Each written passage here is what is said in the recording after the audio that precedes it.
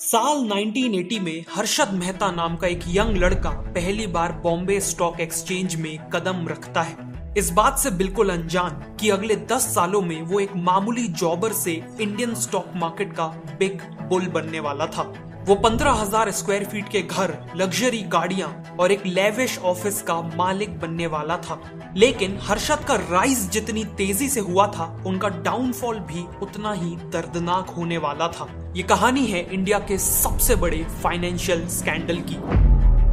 साल 1973, शहर रायपुर। 18 साल का हर्षद अपनी लाइफ से हताश हो चुका था। फादर का बिजनेस और हेल्थ दोनों ही कोलैप्स होते जा रहे थे, लेकिन हर्षद इस सिचुएशन को बदलना चाहता था। इसीलिए अपनी किस्मत आजमाने के लिए वो एक ऐसे शहर के लिए निकल पड़ा जो उसकी जिंदगी बदल के रख देने वाला था। सपनों का शहर मुंबई। मुंबई में उन्हें लाला लाजपत राय कॉलेज में एडमिशन मिल गया और साथ में वो छोटे मोटे काम करने लगे। उन्होंने प्लास्टिक स्क्रैप को कलेक्ट करके बेचने से शुरुआत की और इवन सीमेंट की ट्रेडिंग की। कई बार तो उन्होंने पैसे बचाने के लिए खुद मटेरियल को कैरी करके डिलीवर किया। अगले कुछ सालों में हर्षद की पूरी फैमिली भी रायपुर से मुंबई शिफ्ट हो गई। 1977 में कॉलेज खत्म होने के बाद हर्षद ने न्यू इंडिया अश्योरेंस कंपनी में 600 रुपए की सैलरी पे क्लर्क की जॉब ले ली और उनके भाई अश्विन मेहता आईसीआईसीआई में जॉब करने लगे। जॉब के साथ भी दोनों साइड बिजनेसेस करते थे, लेकिन अगले 2 सालों में कई बिजनेसेस ट्राई करने के बाद भी वो एक बड़ा बिजनेस नहीं बना पाए थे। इसीलिए एक दिन उन दोनों ने डिसाइड किया कि वो अब स्टॉक मार्केट में अपनी किस्मत आजमाएंगे। उस समय बीएसई में एक ट्रेडिंग रिंग होती थी जहां शेयर्स को मैन्युअली खरीदा और बेचा जाता था, क्योंकि उस समय इलेक्ट्रॉनिक ट्रेडिंग इंट्रोड्यूस नहीं हुई थी। इस ट्रेडिंग रिंग में केवल जॉबर्स और ब्रोकर्स को जाना अलाउड था। एक जॉबर का काम होता था अपने क्लाइंट के बिहाफ में शेयर्स को खरीदना और बेचना। हर्षद ने ट्रेडिंग होते देख ठान लिया कि वो खुद भी इस रिंग में एंट्री करके डील्स करेंगे, लेकिन इसके लिए उन्हें जॉबर बनना जरूरी था। उन्होंने पी अंबालाल नाम के ब्रोकर के पास जॉबर बनने की रिक्वेस्ट की और उन्हें बहुत कोशिश के बाद जॉबर का बैज मिल गया। लेकिन एक जॉबर के तौर पे उनका पहला ही दिन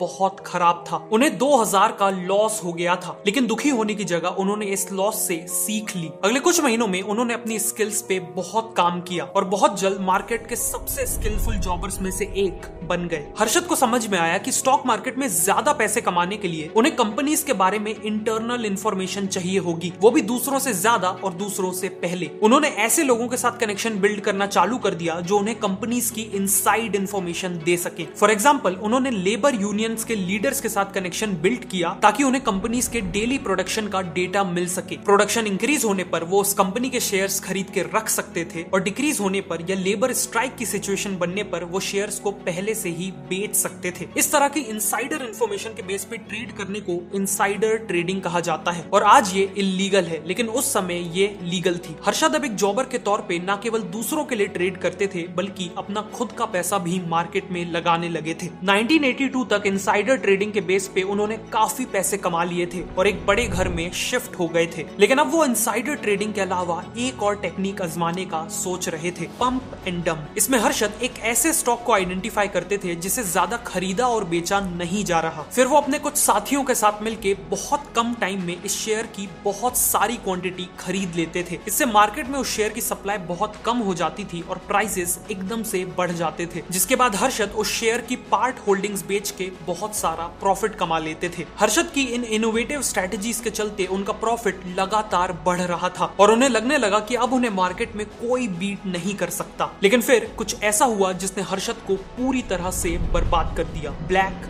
थर्सडे।